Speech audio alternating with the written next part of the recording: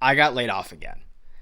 This isn't my first time, obviously, because I used the word again. And so there's a totally different perspective this time that I have towards reacting to this news that I totally missed the first time. So in this video, I'm going to go through one, what are some of those lessons that I learned? Two, why we should actually be celebrating that there's a layoff and not grieving or feeling bad for someone. And lastly, I'll just touch on some of the things that I'm going to be looking to spend some time on before really diving back into, hey, I need to find another job. When I first contacted some friends and family, the typical conversation goes something like this. Hey, I just was laid off. Oh no, I'm so sorry. No need to be sorry. Like, I'm good. No, like, actually, I am good. It's so interesting how a lot of the times when there's a layoff that has happened or things like that, it's right away associated with misfortune. And maybe that's because the majority of the time people are erring on the side of a worst case scenario rather than being optimistic. But what are the psychological impacts of feeling sorry for someone? Like, if you hear it over and over and over again, even if you're the most optimistic person, it makes you start to question, like, should I not be optimistic? Is there actually something wrong? Am I missing something?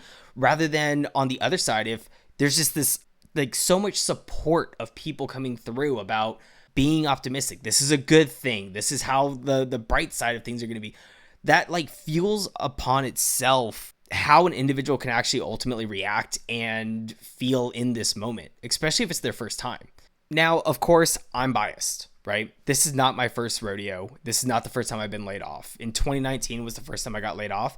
And there were a ton of lessons that I learned, as well as, it was my first time. I didn't know how to go through it. And I learned a ton from it. Here are three things that were my big takeaways from that first time around that allowed me to really recalibrate the way that I look at work and just kind of life in general, so that when this happened this time, it wasn't that bad. Step one, or lesson number one, disassociating the job and career from my self-identity. I think coming out of college, that big moment of graduating with a degree is, what are you going to do next? What is the job? What is the job title? All of the stuff revolves around really the job and career that becomes associated with an individual's identity. And the real lesson after the first time I got laid off was disassociating myself from that. The reason is because when it gets kind of torn away from you when you are initially laid off, there's this like pit of like emptiness. And that's where I think there was a lot of pain that I initially felt when I got laid off. So if you're one of these individuals that is not too sure if your job is really tied to your identity, a quick question that you could ask yourself is, how would you answer to the question, so tell me about yourself if you met someone new? Is it being answered immediately with what you do, the job that you're doing, who you work for, things like that? Or is it something more about like your passions, your hobbies, like your family, things like that? That first gut reaction is going to be a really good indicator of whether or not you're associating your job and career with your actual identity itself. I think lesson number two is being extremely religious in spending less than you actually make. I know that this is like a personal finance piece, but the ability to start building up an emergency fund, having some sort of savings, that relieves so much stress. Because a lot of the times, if you're paycheck to paycheck, you're in a bunch of credit card debt, things like that, when you are laid off, the first thing that's coming to mind is, oh my gosh, how am I paying for rent? How am I paying for my bills? How am I paying for my mortgage? How am I paying for my car payments, insurance? All these things come through immediately versus, hey, I've been extremely diligent in the good times with the way that I'm being a steward of my money, that, okay, cool, I have 3, 6, 9, 12 months of runway that allows me some breathing space to recalibrate on what I want to do next. The third lesson is filing for unemployment. I think this one here is maybe a no-brainer, but I remember when I first lost my job, there was this like brief moment where my ego and my pride got in the way of me wanting to sign up for unemployment and getting some of that benefit. And when I look back on it now, it's like I'm paying into taxes into these systems so that eventually I can use them. And this is a moment where when you're laid off, you can use one of those benefits.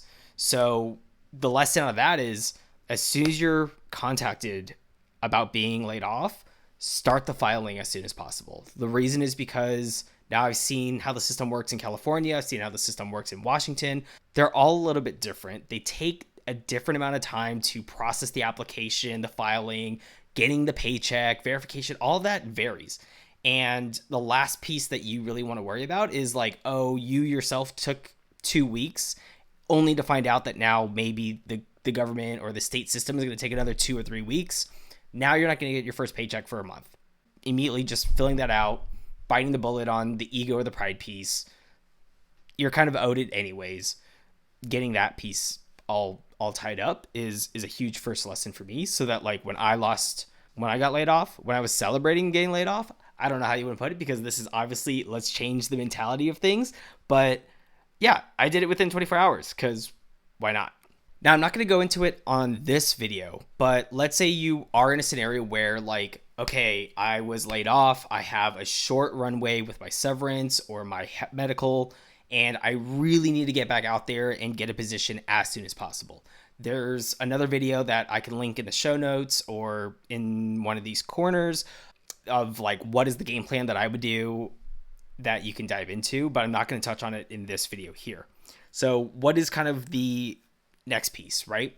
What are some of the lessons that I learned? We just touched on those 3. But what about the celebrating piece? What exactly are we celebrating? So before we dive into that part, let's actually take a step back. If your day was anything like mine, it probably went something like this. 7 a.m., you wake up, you start getting ready. By 9 o'clock, you're clocking in. By noon, you're maybe feeling like you should maybe go eat lunch, but if you're like me and you're working from home, you're probably going to skip it because when you're working remote, that's probably the first thing that you end up skipping because you have other work to actually do. You finish up your day between 5 and 6, and then anything in the evening is dinner, errands, getting prepped for the next day, whatever that might look like. And that's obviously a super simplified day because like I don't have kids. I don't have other responsibilities. I don't have to worry about my grandparents or my parents or things like that. All of those other things just stack on the complexity of what a normal day might look like. But what is missing there? There's so much going on in our lives that we're just constantly focused on executing against the day and the items that we have to do that we rarely have a chance to like take a breath and plan anything. I'm not talking about those 2 hours that individuals set aside on December 30th, right before the new year for like some resolution. I'm talking about like, I mean, I guess ideally daily or weekly, just taking the time to recalibrate with what you want to do and, you know, really determine if all this time, energy, and effort is being invested towards a future that actually matters. And so that kind of leads me to like, what are we actually celebrating? I think we're celebrating and we should be congratulating people. Like, congratulations, you have time to spend on you. You have the ability to take a day, wake up with no alarm, not actually have to worry about rushing to a meeting or working on some work or something like that. Like you could take a breather. And this is something that I personally struggle with a ton because I'm someone that like is all about go, go, go, go, go. After hearing this from a number of my friends, like I took the time. I went to the gym for the first time in weeks. You know, it's so small, but it made such a big difference. I think we're often in this like go-go mentality. Maybe you're a little bit burnt out. Like the last thing you want to do is like jump into something new when your like brain is still just being redlined. So that's the first thing. Congratulations. You have time to spend on yourself. The second piece, congratulations. You have time to do something new. Like, I think it's a beautiful moment to reflect on the path that we've been on and really calibrate. Like, is this what I want to continue doing going forward? Or am I going to dive into starting a new business? Or am I going to go back to school and learn a new skill or any of those things? This is that moment where it's like, congrats, you have that freedom to like really pivot with very little downside. Third, I think it's, congrats.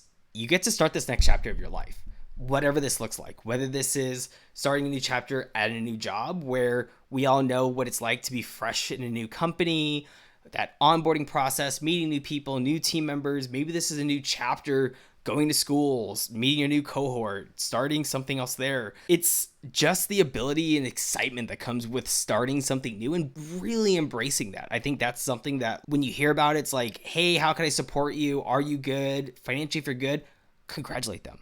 Give them that ability, give them that agency to embrace this moment that they're in rather than, I feel so sorry for you. That sucks. All of these other things that come with negativity. And, even as I'm saying this right now, I'm reflecting on it. Maybe I am someone that did that. And maybe I need to even recalibrate the way that I had talked to some of my friends in the past. I think it's these little things that cause these little reminders that could be all so important. Being laid off is a little bit of a forcing function for any of these upside moments of reflection.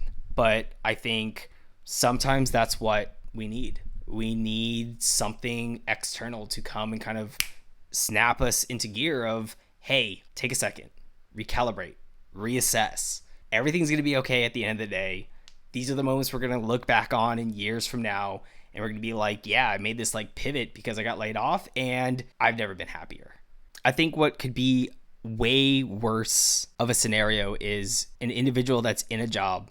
They know that they want to leave. They probably know that they should leave, but unless they get fired or laid off, they're not going to make that move. 5 years pass, and the next time you look back, you're just going to realize, hey, I wasted 5 years of my life when I could have done so much more.